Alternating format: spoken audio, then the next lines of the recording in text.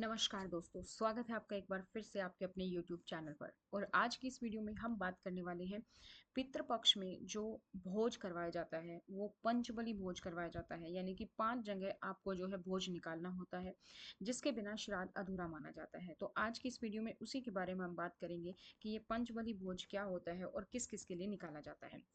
तो पितृपक्ष के दौरान हमारे पितृ धरती पर आकर हमें आशीर्वाद देते हैं। पितृपक्ष में पितरों का श्राद्ध करना बहुत महत्वपूर्ण माना जाता है और हमारे पितृ पशु पक्षियों के माध्यम से हमारे निकट आते हैं और गाय, कुत्ता, कौआ और चींटी के माध्यम से पितृ आहार ग्रहण करते हैं।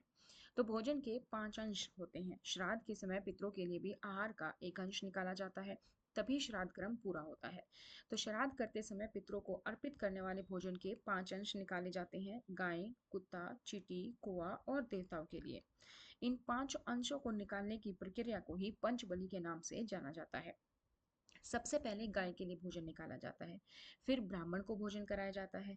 इसके बाद कुत्ते के लिए भोजन निकाला जाता है, कोए के लिए भोजन जमीन पर रखा जाता है, चींटी, कुत्ता, गाय और देवताओं के लिए भोजन पत्ते पर रखा जाता है। पंचबलि निकालने के बाद जीव जंतुओं के लिए सड़क के किनारे जल घुमाकर प्रणाम किया जाता है। इस प्रक्रिया को नहीं करने पर श्राद्ध अधूरा माना जाता है। चाहे आप जिस दिन श्राद्ध है उस दिन कर रहे हैं या फिर सर्व पितृ अमावस्या वाले दिन, तो ये जरूर से करें।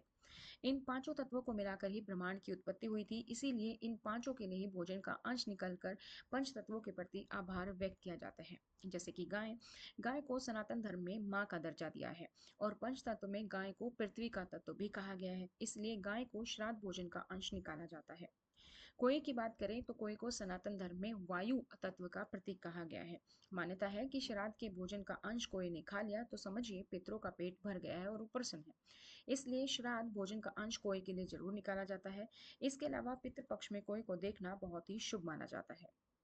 अगला, कुत्ता। सनातन धर्म में कुत्ते को जल का प्रतीक कहा गया है। कहा जाता है कि श्राद्ध भोजन का एक अंश कुत्ते को खिलाया जाता है। ऐसा करने से पितरों की आत्मा को शांति मिलती है और वो खुश होकर घर परिवार को उन्नति का वरदान देकर जाते हैं। देवताओं को आकाश तत्व का प्रतीक कहा गया है। देवताओं को हर तरीके के भोज का पहला अंश खिलाने की सनातन धर्म की परंपरा रही है। कहा जाता है कि श्राद्ध पक्ष के भोजन का अंश देवताओं के लिए निकाले गए पर प्रसन्न होकर घर परिवार को खुशहाली का आशीर्वाद देते हैं।